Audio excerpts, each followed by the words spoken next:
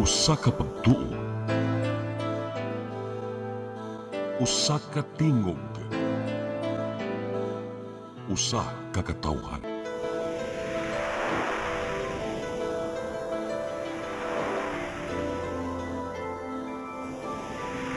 Cebu Catholic Television Network.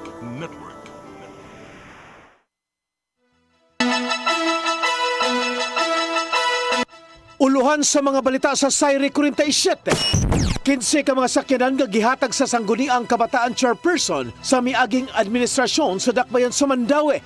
Bawion, kanhi COA Commissioner, gipatabang, ipasusi ang panudlanan sa Dakbayan sa Sugbo. Decorative lampos sa siyudad sa Mandaue, nakuptan sa niaging estudyante, nabalik. 3 kilos nga shabu, nasakmit gikan sa tag-iya og flower shop sa Dakbayan sa Talisay. Sugbo, Kabisayan ug Mindanao, Pilipinas ug katawhan kutos maabot sa tong Sibya sa tibuok kalibutan mayong hapon. Live kita karon sa CCTN Channel 47 ug kini ang tulumanon sa nag-unang kasayuran nga angay natong masayran. Sa nga ni Attorney Danica Caballes, ako si Dennis Tabar ug kini ang Sayre 47.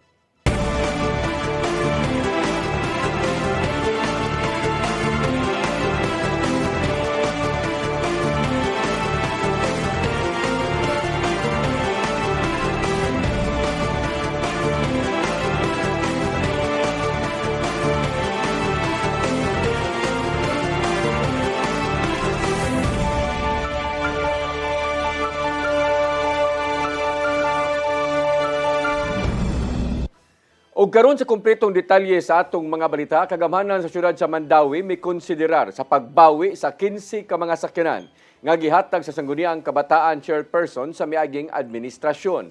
Kining maong plano ihatag sa mga opisina nga nanginahanglan. Ang kasayuran ihatod ni Mary Rose Sagarino. Gitun-an karon sa kagamhanan sa Mandaue ang pag-review sa ordinansa nag-donate sa 15 kasakyanan ngadto sa Sangguniang Kabataan Chairperson. Gikonsidera ni Mayor Junkie Uano ang pagbawi sa maong mga sakyanan nga gihatag sa miaging administrasyon. Gusto niya nga ihatag kini ngadto sa mga departamento sa City Hall nga nagkuwang og sakyanan. Gipasusi niya ang kabalido sa donasyon nga naaprobahan sa Konseho sa Dakbayan ni atong Hunyo 9 sa wala pa mulingkod si Uano sa katungdanan. Ining mga opisina mo gini kinahanglan gyud kayo para more efficient service, especially nga sa assessor, they really need one. Kaya karon usara kuno ilahan, upat sila ka teams. Not only that, napatoy ubang mga departments na ni Hangyo. Pero we'll see what we can do. Ang maong mga sakyanan nagkantidad og 1.5 million pesos matag usa. Gitunol ngadto sa mga SK chairperson sa 15 gikan sa 20 city ka barangay sa Dakbayan ni atong Nobyembre miaging tuig. Nasuta sa bagong administrasyon nga moabot sa 12 ka mga buhatan. Lakip na ang City Health Office o Public Market Authority ang nanginahanglan og sakyanan. Gusto ni Uano nga mahatagan sila aron mas epektibo ang ilang mga serbisyo. We'll see lang kung wa ba to siya nasuod sa ban no na pwede pa na nato ipa-review nato sa atong legal department kung what we can do na mahatag ito sa saktong angay kay wa mo to nato gikuha lang para sa SK use para to magamit for different departments together with the SK, hindi lang specifically sa SK. Nothing against the SK ha. Una nang gidepensahan sa presidente sa SK Federation nga si Florence Gail Humawas nga ang mga sakyanan gigamit pagsuporta sa mga aktibidad sa mga kabatanunan. Mary Rose Sagarino, CCTN News. Cebu City Vice Mayor Tomas Osmeña nagpatabang sa kanhi COA Commissioner aron susihon ang panudlanan sa syudad.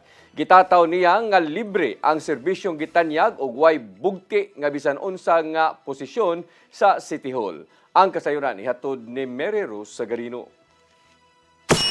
Nagpatabang si Cebu City Vice Mayor Tomas Osmeña ngadto sa kanhi COA Commissioner Heidi Mendoza aron sukit-sukiton ang panudlanan sa syudad. Subay kini sa pagduda sa Vice Mayor giunsa paggasto sa nangaging administrasyon ang pondo sa syudad sa Sugbo. Matud ni Osmeña nga makatabang ang nahimong kasinatian sa kanhi sakop sa Commission on Audit nga si Mendoza aron masuta kung unsay mga kakulian sa panudlanan. Dugang pa niya nga libre ang gitanyag nga serbisyo ni Mendoza ug wala usab kini midawat og posisyon sa Cebu City isip bugti. Sa nakalabay nga semana, gikatingalahan sa Vice Mayor ang mga nitumaw nga isyu bahin sa gayong irregularidad sa paggasto sa pondo. Sama lang sa overpriced nga sakyanan, t-shirts nga tag 20,000 pesos ang kantidad o kakuwang sa sweldo sa ubang mga barangay tanod. Ang maong pamahayag sa Vice Mayor may nakapalig-on sa barugana ni Mayor Nestor Archival sa posibleng kakuwang sa pondo sa syudad ubos sa iyang termino. Matud ni Archival nga nagusik-usik ang kagamhanan sa panudlanan, hinungdan nga nagkaanam og dako ang budget deficit sa syudad. Gikabot pa ning kasamtangan ang habig ni kanhi Mayor Raymond Alvin Garcia alang sa pagdepensa sa maong isyu.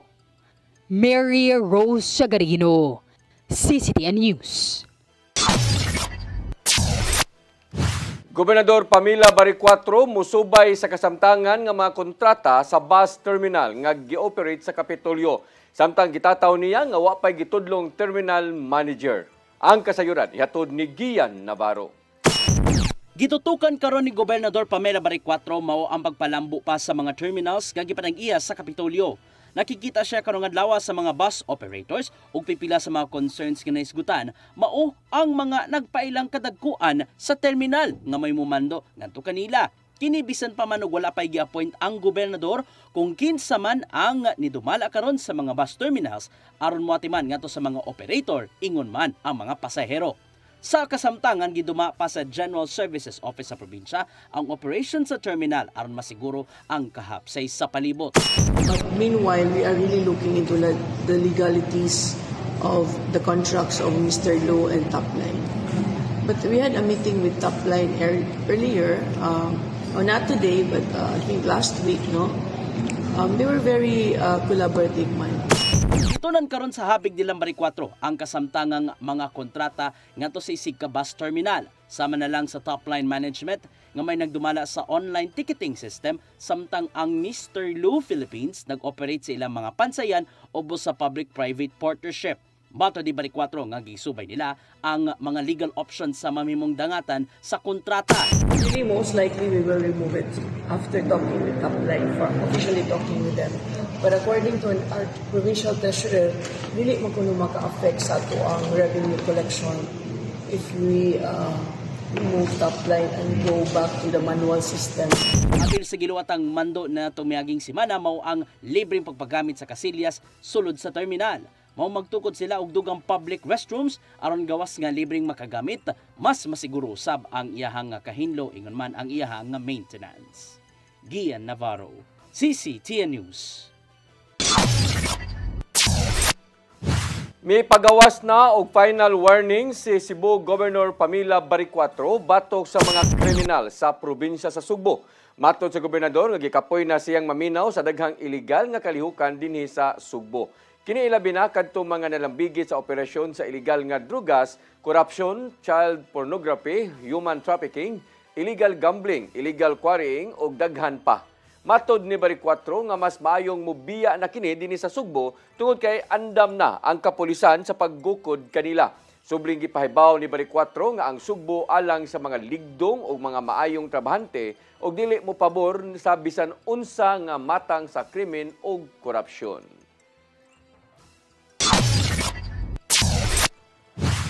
Provincial Information Office nagpatabang sa Provincial Legal Office aron mabalik ang Facebook page sa Sugbo News. Alang nila, kwarta sa Kapitolyo ang gigamit sa maong tinubdan sa impormasyon. Ang kasayuran ihatod ni Gian Navarro. Sa post ni Provincial Information Officer Ruben Licera, gitaho niya nga wa na apil sa turnover ngadto kanila ang Facebook page nga Sugbo News gikan sa miaging administrasyon. Buot nila untang makabaton og access aron mapadayon ang mismong tinguha nga mao ang pagpakita sa mga nahimo sa provincial government. Nasayran sa nimong coordination ngadto sa kaniadto mga sakop sa PIO sa miaging administrasyon nga wala na sila ni gunit sa maong page. Apan usa na lang ang nimong tanhaga ni Licera sa nimong dangatan. The question is, who is currently the admin of that page? The remaining admin of the page. So we would like to know. Ang ganahanaw og kalit sa miaging semana ang Sugbo News FB page. Duga pa ni Licera nga namugna among social media page gamit ang panudlanan sa probinsya isip usa sa mga assets. Mong nagpatabang sila sa Provincial Legal Office alang sa dugang lakang nga pagahimuon apil na ang pagpakigalayon sa Meta nga may kumpanyang nagpaluyo sa Facebook. First, that platform because it's paid by the taxes of the Cebuano people. Second is really to create other platforms for us to be able to sectorize messaging depending on the need. Example, kung healthy siya, at least dito lang. Sa kasamtangan, gigamit nila ang Cebu Province Facebook page nga maoy gitunol gikan sa miaging administrasyon. Dito na i-post ang mga naimong lakang sa Kapitolyo o live streaming sa mga mahinungdanong kalihukan. Pagkalit ang Provincial Information Office ubos sa liderato ni Gobernador Pamela Baricuatro nga dili ra kutob sa pahumot ang content sa ilahang nga social media. Alang kini sa mas epektibo nga komunikasyon ngadto sa publiko. Should highlight the programs of the province, not about me or any personalities, but it should be about the programs of the province. Thank you. No filters, transparency, right? Freedom of information, di ba? Navarro, CCTN News. Napun-ana og duha ka police station ang Cebu City Police Office human ginigurahan ang kanhi Community Police Precinct nga dias malubog og adlaon. Mitambong sa pag-inigurasyon ang direktor sa National Police Commission ug ang bag-ong konsehal sa dakbayan sa Sugbo nga si kanhi General Pablo Labradisican. Ang kasayuran ihatod ni Arnold Bustamante. Giinagurahan og giblisingan ang duha ka mga kanhi Police Community Precinct nga mao aga malubog og adlaon na din pulos nahimutang sa bukiran dapit sa Dakbayan Sugbo human nga giaprobahan na sa National Police Commission nga mahimo na kini nga mga police stations. Nangulo sa pagbukas sa mga police station ang hepe sa Cebu City Police Office, Police Colonel Enrico Figueroa, kadagkuan sa Police Regional Office 7, Regional Director sa National Police Commission ug sa bag-ong napili nga konsehal sa Dakbayan Sugbo nga kanhi General nga si Paul Labra II. Ubos sa jurisdiksyon sa Malubog Police Station naglangkob kini sa barangay Babag, Bunbun, Pungol, Sibugay, Sinsin, Sirao, Sudlon 1 ug 2 samtang sa Adlaon Police Station dunay unom ka mga barangay nga iyang jurisdiksyon kini mao ang Paril, Taptap, Guba, Lusaran, Kambinukot, Tagbao ug Adlaon. Mato ni Police Lieutenant Colonel Maria Teresa Magatangay, Deputy City Director for Operations sa Cebu City Police Office, nga ang presensya sa mga pulis sa bukirang dapit sa syudad sa Sugbo maghatag kini og kalig-on sa seguridad sa mga munupyo sa mao nga mga dapit ug kung lig-on ang seguridad mosunod usab ang kalambuan. Nakita sa mga police official sa Dakbayan Sugbo nga nagkadaghana ang mga munupyo sa bukid ug dili mahimo nga huptan lang kini sa usa ka police station nga wala mahimutang sa bukirang dapit. Nga tungod ani nakahukom ang kadagkuan sa kapulisan sa Central Visayas nga magdugang og duha ka mga police station ng CCPO. Let us be reminded that security is a foundation of sustainable development. When communities feel safe, progress follows. Roads get built, schools thrive, business grow, families settle. This police station is not just a response to criminality, it is an enabler of prosperity. Ang Regional Director sa National Police Commission nga si Attorney Maximo Lasaka I mihangop sa pagkahimo nga mga police station sa duha ka kanhi Community Police Precinct. Matod niya nga kinahanglan gyud og personel nga madestino sa mga bukidang barangay aron mapaduol pa ang kapulisan ngadto sa komunidad ug mabati sa mga munupyo nini nga naa ang gobyerno nga ilang maduulan kung dunay krimen nga mahitabo. The Philippine National Police and the National Police Commission would not be as effective as it should be. By having new police stations in the upland or mountain barangays in Cebu City, we will be able to bring our services closer. We can assist the community faster and make ourselves always visible to the members of the community.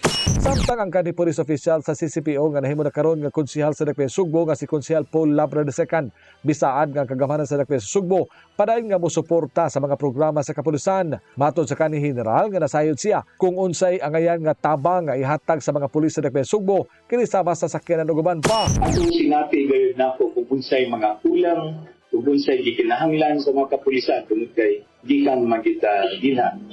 Ang Malubog Police Station 12 ug ang Adlaon Police Station 13 wala pay patrol car nga magamit apan misaad si Police Colonel Enrico Figueroa kadto sila kasamtangan nga ipagamit nga sakyanan aron nga makapatrolya sila alang sa pagpatuman sa kahusay kalinaw sa mga bukirang barangay nga sakop silang jurisdiksyon. Arnold Bustamante, CCTN News. Mosunod, decorative lampos sa syudad sa Mandaue. Nakuptan sa niaging estudyante, nabali. Kana og daghan pa mga balita sa pagbalik sa Sayre 47.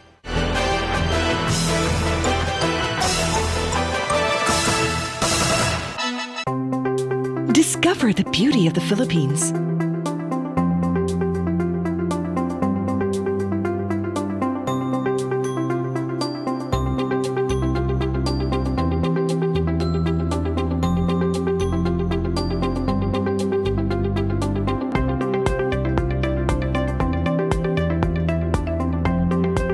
With Philippine Airlines, the country's flag carrier.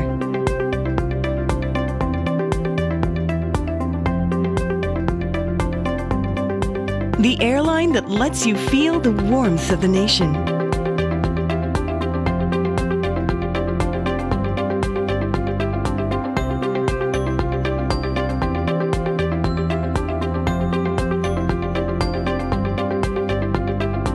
Mabuhay!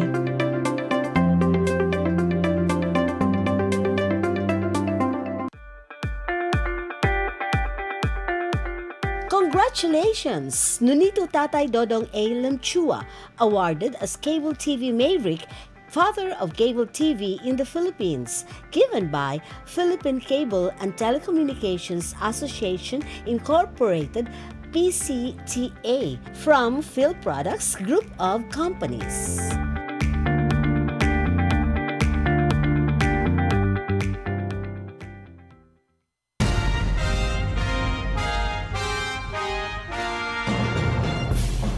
Gabriel Flash Elorde. Natao sa Bogo, Cebu niadtong 1935. Nahimong World Boxing Champion niadtong 1960 dihang iya nagpalukapa si Harold Gomes sa ikapito ka round. Si Flash Elorde nagupot sa championship belt sud sa pito ka tuig. Ang iyang record, 88 wins, 33 by knockout, 27 losses, and 2 draws. The first Asian inducted into the International and World Boxing Hall of Fame. Si Flash Elorde namatay niya noong 1985 sa edad ng 49. Gabriel Flash Elorde. Karbo sa Sugbo. Sugboano ni.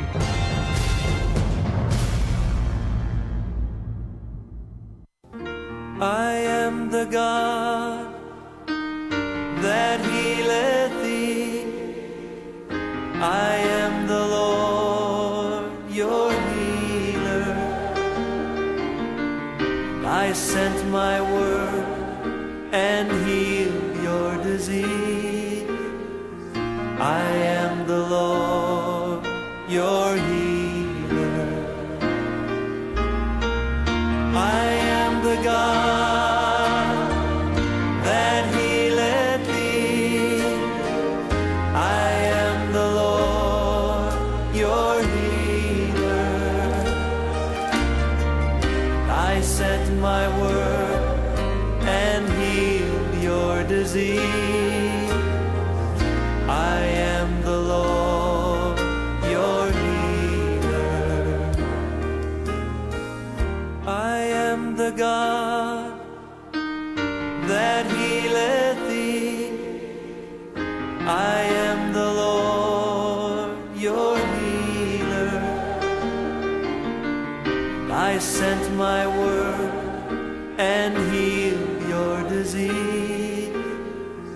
I am the Lord, your healer. I am the God that healeth thee. I am the Lord, your healer.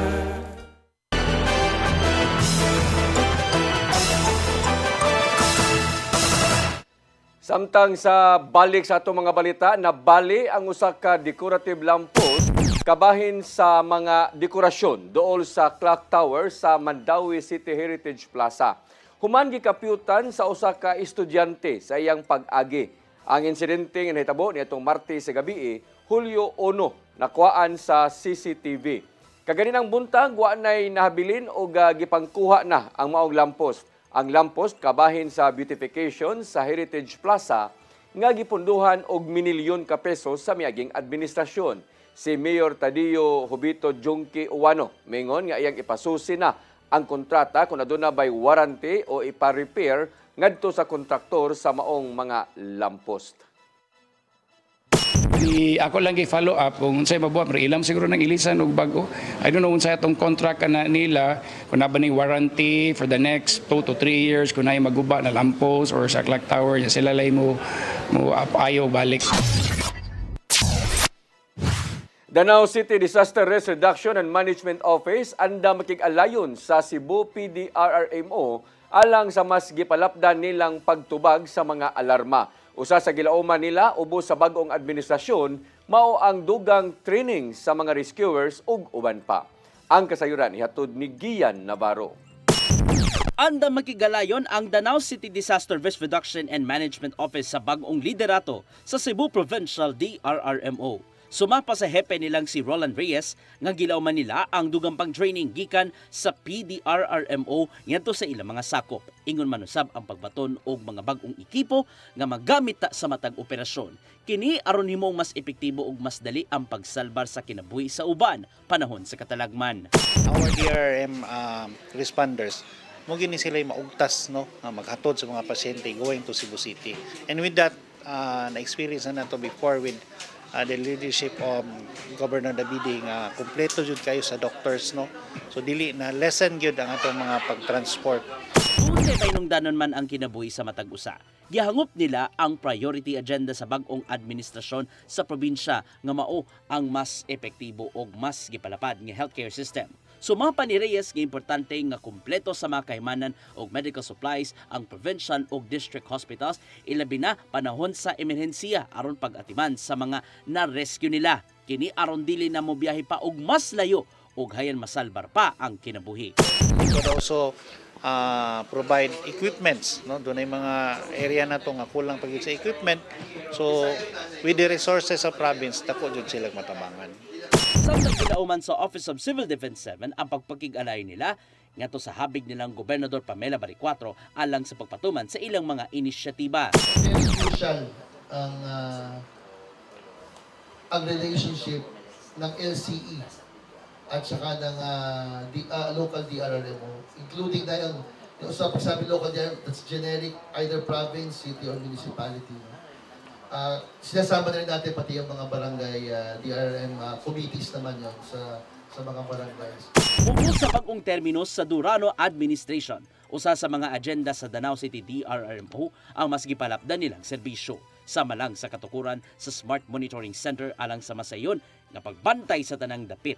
Pinasubay kini sa mando ni Mayor Nito Durano nga kinahanglan maatiman ang tanang mga konstituente ug maluwas sa bisan unsang mga insidente. We will be establishing more substations. No? So we will be establishing a new substation hopefully this year in Barangay Dungguan no? Or Barangay Ginsay. No? Navarro, CCTN News. 5 kadlaw nga exercise Bantay Kadagatan 2025 gagisalmutan sa nagkadaiyang maritime ug law enforcement agencies gisugdan karong adlaw. Kini ang mas gipahugtan pa nga mga seguridad sa kadagatan sa Visayas pinagi sa kooperasyon sa interagencies batok sa mga hulga nga nasinati. Ang kasayuran ihatod ni Cristel Joy Felerca. Gisugdan na kaganihang buntag ang 5 kaadlaw nga exercise Bantay Kadagatan 2025 nga pinasiugdahan sa Naval Forces Central. Gisalmutan kini sa nagkadaiyang mga maritime ug law enforcement agencies. Sama na lang sa PNP Regional Maritime Unit 7, Coast Guard District Central Visayas, Bureau of Customs 7, Philippine Drug Enforcement Agency 7, Maritime Industry Authority 7, Office of the Civil Defense 7, Bureau of Fisheries and Aquatic Resources 7 ug Lapu-Lapu City Rescue. Mato ni Captain Welmer Basi, ang officer conducting the exercise, kinahanglan ang kooperasyon sa interagencies tungod sa nasinating mga hulga. In an increasingly complex maritime domain, with threats such as smuggling, illegal fishing, oil spill incidents, piracy, drug trafficking, and even terrorism, require a unified and coordinated interagency approach. Maong pipila sa ilang buhaton nga mga exercise hangtod Hulyo 11, may kalabot sa humanitarian assistance, disaster response ug anti-pollution. Samtang nibutyag usab si Commodore Joselito de Guzman, ang commander sa NAVFOR-CEN nga matagtuig ang ilang pagpahigayon niini aron nga mas mapalig-on pa ang seguridad sa kadagatan sa Visayas. First and foremost sa security, kasama na rin yung sa safety, and yun yung ating pinagtutuunan para lalong mapagtibay yung ating kasiguruhan dito sa Visayas, and particularly dito sa province of Cebu and Bohol and Siquijor dito sa Region 7. Dugang paniya nga sa padayon nga paglambo sa ekonomiya sa probinsya sa Sugbo, kinahanglan nilang pahugtan ang seguridad aron nga magpabiling luwas ang katawhan. Samtang si Mayor Cindy King Chan mo'y guest of honor and speaker ato sa opening ceremony ug mipasalig siya nga mohatag sa iyang suporta aron nga magpabiling luwas ang Rehiyon 7. As the newly elected mayor of Lapu-Lapu City, I am committed to upholding the utmost service and deep care for public welfare. I will do my part in ensuring that the progress of Region 7 does not stop, but will accelerate, continue to accelerate. Crystal Joy Filerca, CCTN News. Nagkadaiyang mga buhatan sa lokal nga kagamhanan sa Lapu-Lapu nakadawat og mga sakyanan ug mga kahimanan nga magamit sa pagresponde sa mga katalagman. Ang mao nga inisyatiba subay sa pagtimaan sa Disaster Resilience Month karong buwan sa Hulyo. Ang kasayuran ihatod ni Crystal Joy Filerca. Nitambong kaganihang buntag sa iyang unang flag raising ceremony isip mayor sa Dakbayan sa Lapu-Lapu si Mayor Cindy King Chan. Kung diin atubangan sa City Hall, gipadangat niya sa mga kawani ang iyang unang mensahe isip mayor. Usa sa iyang gipahibaw nga activated na sa Dakbayan ang 911 Emergency Response System ug mamahimo kining tawagan sa mga upunganon sa oras sa emerhensiya ug libre ang pagtawag niini. Human mipadangat sa iyang mensahe, gipanguluhan niya ang pagpanghatag og mga sakyanan ug mga kahimanan sa nagkadaiyang mga buhatan sa lokal nga kagamhanan. Ang mga gipang-apod-apod pulos mga disaster response equipment subay sa pagtimaan sa Disaster Resilience Month karong buwan sa Hulyo. Uban niya nga nagtunol niini ang pangu sa Lapu-Lapu City Rescue nga sina Jel Banyasya. Usa ka water tanker ug tulo ka chainsaw ang ilang gitunol ngadto sa Bureau of Fire Protection. Samtang usa-usab ka vacuum tank ang gidawat sa City Engineering Office nga magamit nila sa pagsulbad sa problema sa baha sa Dakbayan. Dugang paniana, upat usab ka Benelli motorcycle ang gihatag ngadto sa Lapu-Lapu City Police Office aron nga paspas ang ilang pagresponde sa mga tawag nga madawat sa 911. Samtang usa ka eskwelahan matag district ang gipanghatagan og usa ka gatos ka mga first aid kits, mga blue helmets, spine board, spider strap, head blocks ug army litter. Giapuran usab og chainsaw ug safety boots ang clearing team ug Senro. Mato di Mayor Chan nga tinguha niya sa iyang administrasyon nga maandam ang Dakbayan sa mga katalagman tungod kay gitinguha niya ang usa ka lig-on nga Lapu-Lapu City. Kini ang mga kagamitan makatapang in strengthening their capacity sa pagresponde sa emerhensiya, kapaspas, epektibo ug organisado. Palig-on sa atong disaster governance, usak kini nakabahin sa atong mga long-term vision for a safer, smarter, and more resilient city. Crystal Joy Filerca, CCTN News. Siyudad sa Mandawi nimugna og multi-agency task force aron pagsumpo sa mga organisadong krimen, lakip na ang Scam Hub. Panguluhan kini sa Mandawi City Police Office. Ang kasayuran ihatod ni Mary Rose Sagarino. Ni-issue kaganinang buntag si Mandawi Mayor Tadeo Junki Uwano og Executive Order No. 2025-003 pagmugna og multi-agency task force aron sumpuon ang mga organisadong operasyon. Lakip na ang mga scam hub, illegal drug laboratory, gambling operation ug online sexual exploitation. Ang lakang nagtumong sa pagpanalipod sa kalawasan sa publiko ug kabatanunan. Ang Mandawi City Police Office mao'y mangu sa task force uban ang Bureau of Fire Protection, National Bureau of Investigation, Regional Anti Talisay Cybercrime Unit 7 ug Department of Interior and Local Government. Sila gimanduan nga makigalayon sa mga barangay ug uban pang law enforcement agency alang sa tukmang koordinasyon. Ang otoridad sa task force pinasikad sa nagkadaiyang balaod ang Comprehensive Dangerous Drugs Act, Cybercrime Prevention Act ug ang Anti-Trafficking in Persons Act. Gawa sa nagkadaiyang ahensya, gikatak na usab nga mo-issue og lain nga executive order si Uwano alang sa coordinated inspection sa buhatan sa City Hall sa mga establishmento nga anaa sa Mandawi. Assessor, BPLO, duhat to siya. Pero para lahi-lahi man sila og kanang function ba. Magkahinumduman nga miaging simana, moabot sa siyam ka mga Chinese national ang nasikop sa Criminal Investigation and Detection Group Mandawi City Field Unit sa usa ka subdivision sa barangay alang-alang sa syudad. Mary Rose Sagarino, CCTN News.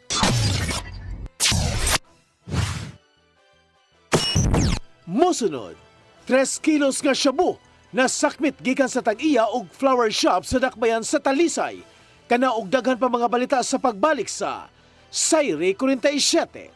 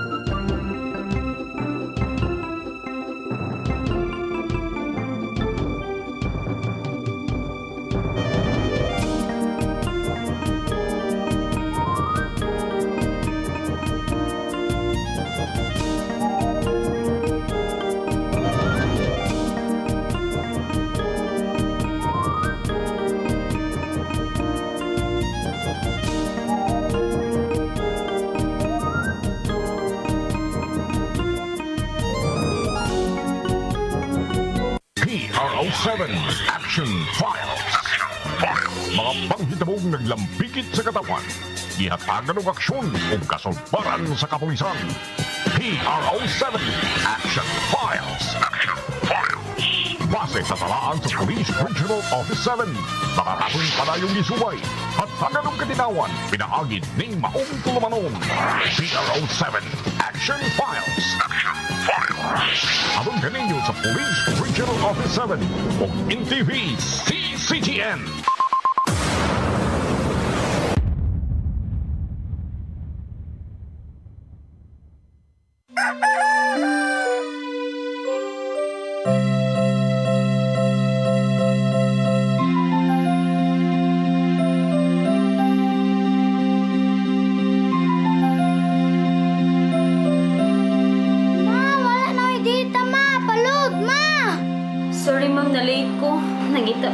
Para internet sa kong anak, ma'am. Ay, wala na yung problema. Mag-Sinisibu!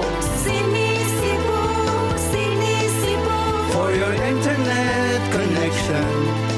And for the signal of your cable TV. So fast and straight, the transmission to your home. Sinisibu! Sinisibu, Sinisibu. Offers you to have fiber optics. For your viewing experience, perfect and clear so far. So great and affordable for you to enjoy. Sinisibu. Sinisibu Television Network Incorporated offers fiber to the home broadband internet bundled with fiber to the home cable TV connection. Sinisibu Television Network Incorporated with its operation in Metro Cebu and the whole province of Cebu soon. And affordable for you to enjoy. Sinisibu! Di siya ko mutuog na Ginoo. Pero magulo ng bata na. Nangita lagi ni gatas. Kasabot ka, akong ipakuha.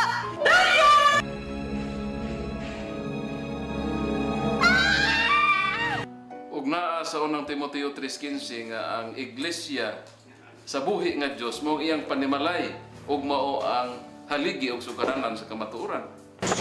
Mayo! Asay tayo! May hatag lang unta kong gatas para sa inyong anak. Basin kadahong ka nga ikaw ang gwapa sa tibok kalibutan. Unsay reparation, Monsignor? Buhi kag laing bata aron mabayran ang imuhang nahimo nga dakong kasalanan.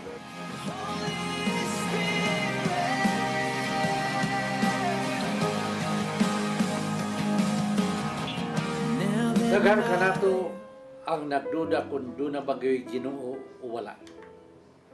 Apan ang Biblia nag-ingon nga atong dawaton pinagi sa pagtuo ang kamaturan nga doon ay Ginoo. Sa Hebreo 11:6 nag-ingon, walay makaphimot sa Dios kung walay pagtuo. I came for you. I came for you. Holy Spirit.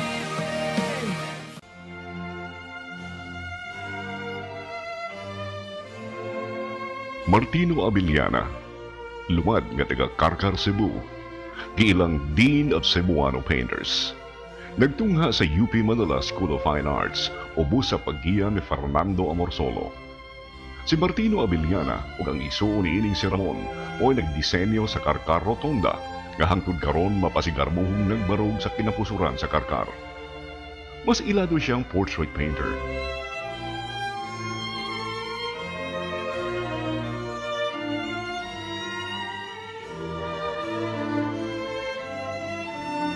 Apan ang pagpintal sa kanindo sa palibot ug kinaiyahan pabiling ana sa iyang kasing-kasing.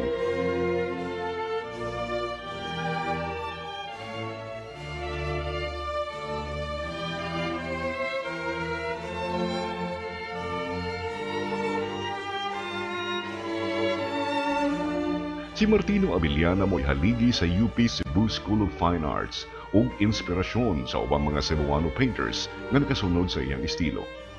Si Maestro Martino Abiliana mipanaw ni atong 1986, apan ang iyang legacy padayong buhi sa kasing-kasing sa mga Cebuano painters. Martino Abiliana, Karbo sa Subo. Subo ano ni?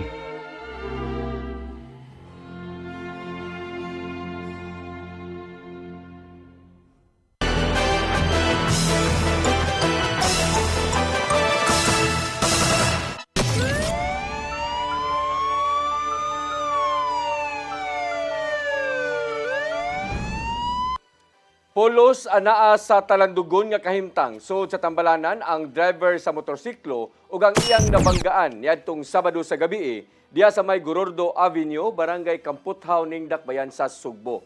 Ang driver sa motorsiklo giila nga si Earl Shien Abiliar Estrella, 20 anyos nga taga Barangay Kalunasan ning Dakbayan sa Sugbo.